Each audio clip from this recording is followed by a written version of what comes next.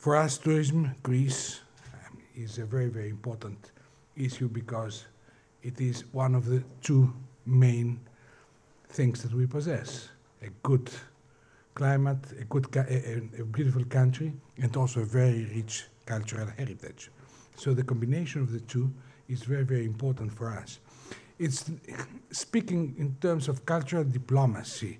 I mean, it is not exactly what should be said, because speaking about sectoral diplomacy, it means that you try to achieve something or to project something beyond what it really is. But for a country, especially in a globalized world, what is important is to be able to project its cultural achievements and its cultural identity. This can be achieved through many, many means.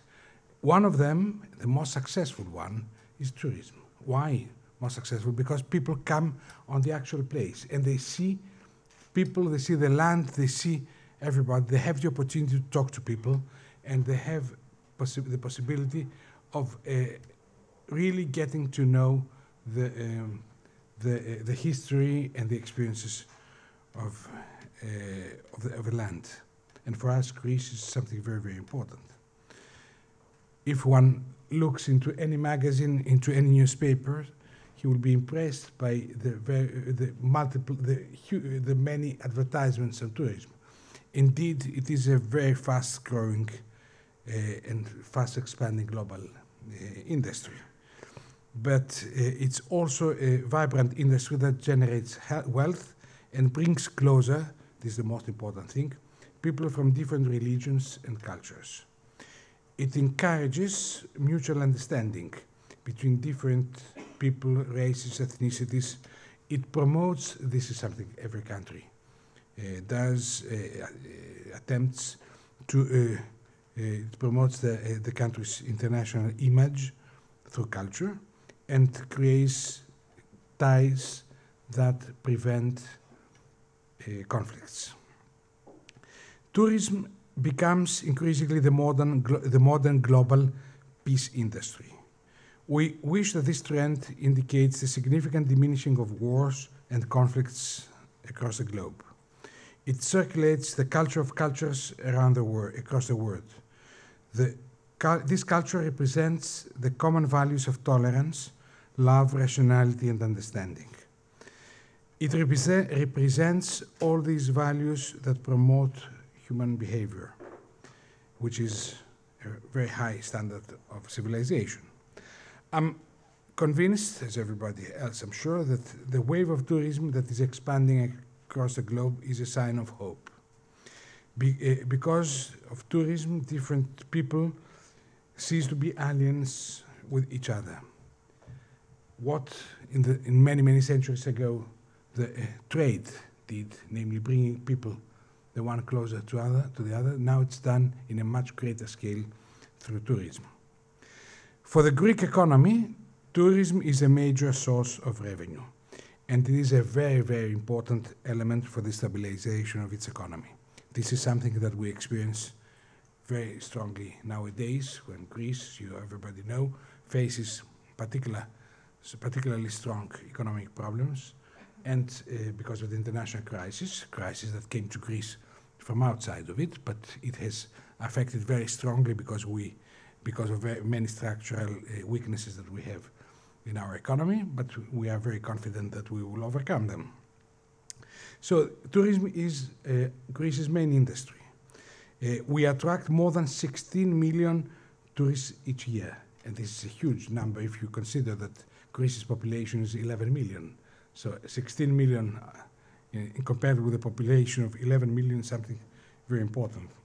And thus it contributes to 18%, closely to 18% to Greece's gross GDP. Following 2004 Olympic Games, this acquired further boom. Culture, as I said, is a very important issue. The relationship between tourism and culture can take many forms, and the outcome can generally be viewed as positive, not only in Greece, but throughout the world. Cases of relative destruction of local culture as a result of tourism have been also documented. This is something that is unavoidable. But however, studies by researchers consider this as a lopsided view of the impact of tourism. Studies have shown that tourism have led to the strengthening of local culture. This is something that is both promoted by the local authorities, by the local NGOs, but also from international organizations. World Tourism Organization defines cultural tourism as the movements of persons for essentially cultural motivations, such as study tours, performing arts, and cultural tours, travel to festival and other related events. But essentially, cultural tourism is based on the mosaic of places, traditions, art forms, celebrations, and experiences that portray one's nation and its people. Cultural tourists appear to be motivated for different reasons than do traditional tourists. Cultural traditions such as family patterns, religious practices, folklore traditions, social customs attract individuals interested in heritage. This is something that all of us do, and it's it enriches our experiences. For us in Greece, tourism and culture are two parallel terms, as is reflected by the fact that we have created, we're one of the very few countries that have that, a Ministry of Culture and Tourism. So we combine the two elements. Tourism for us is a means and a tool also, apart from generating income, as I said, in order to project our cultural heritage and to project and spread throughout the world through the tourists of our cultural values. This should not be underestimated. It is maybe the most valuable tool for projecting throughout the world your cultural identity and cultural traditions. Those two elements, they are two productive factors that enhance the competitive edge of our country also in the tourism sector. The answer to the massive model is alternative tourism. Alternative forms of tourism are those that mostly use lighter infrastructure adjusted to the environment, capable of channeling the various tourist activities inland, at the same time supporting local development efforts and keeping local populations in their homelands. You can understand how important cultural tourism is and how important for bringing people together. That's why sometimes people who are very closely involved into tourism believe that, and I think they are right, that the new form of tourism that is expanding more and more, the all-inclusive tourism, is not the best thing to spread the culture, because, well, it is inevitable. People who have very short time for tourism, they just go to a place that they want just to go and relax. They go to the all-inclusive establishments. But if one has the time and the means, because sometimes it's more expensive then it is much more worthy going and really getting to know the country. Let us take, for example, China or India. I mean, can you imagine going as a tourist and going to a small place that is an all-inclusive hotel, and then you go there, you lock yourself in a luxury establishment, and then you go back? What have you got from the local culture? Very little. I say very little because they also try those organizations, they try to project some of the local tradition. But if one has the opportunity, then this is something better, and this is what people try to encourage. The alternative forms of tourism show the way towards a more consensuous form of tourist development, a basic principle at our Ministry of Culture and Tourism.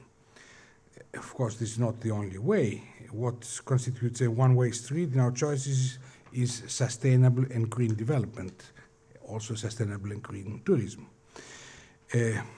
As I said, For us, tourism is not simply an industry in the sense of income sources. Together with culture, they are the basic vehicle that projects the history, the environmental sensitivities, a perfect showcase for the spatial material the country has been carrying through centuries. I don't want to advertise my country, but for every diplomat is a natural attraction. Greece offers great opportunities for cultural tourism, a large journey into history and art. Educational excursions, theatrical productions, festivals, pilgrimages, visits to archaeological sites, monuments, museums, excursions to study the natural environment, folk art, culture. Those are just a few of the many things that Greece has to offer. Whoever really wants to get to know and understand Greece, he will find an unrivaled cultural experience through traveling into the area and chronological period of Greek culture. Traces of centuries-old and important history is etched at every corner of Greece, and you can see findings of from all periods. This is why we were very willing and very happy to sign the UNESCO Treaty for the Protection of the Monuments and Sites of the World's Cultural Heritage. This is something that everybody should do, and we should try to expand the content of this ideal of this project. This is not only aimed at protecting monuments from erosion and destruction, but also to preserve the ideal and the culture they present through for future generations. So as you see that cultural and tourism, they are very closely linked together. It depends it is up to each country to choose what elements it wants to project. It can be a very important political tool, a very important economic tool, a very important cultural tool. So this is something that is at everybody's hand, and it passes the very strong messages for those who want to do it. So at the same time, one realizes that sometimes this is a very expensive endeavor, especially because some people try to look only to short-term gains, but culture should not be or put aside for many, many reasons, also for future generations. For us, who are especially at a especially difficult time now, this is very important, and that's why we continue to doing our best in this field.